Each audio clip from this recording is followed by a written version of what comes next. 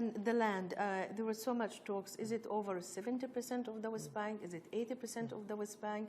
What exactly incorporated in the land in this state? Right. So what you have now is the land is more than double the usable land that the Palestinians have now. So it will double the size of what they have. And you asked before about the timing of the state. I didn't answer that directly, which I should. Is that the Palestinians can have a state as soon as they're willing to step up and get one. So right now...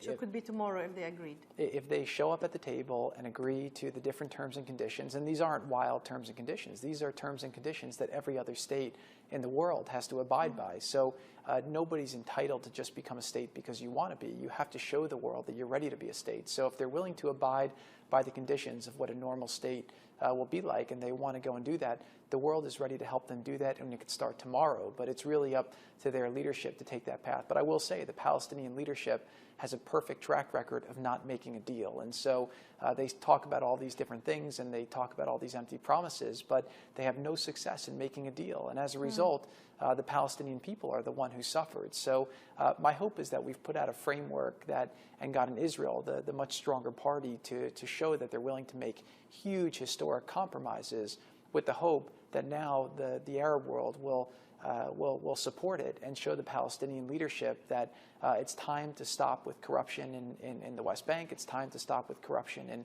in Gaza. The Palestinian people deserve a better future. There is now a real framework on the table for them to have a state if the leadership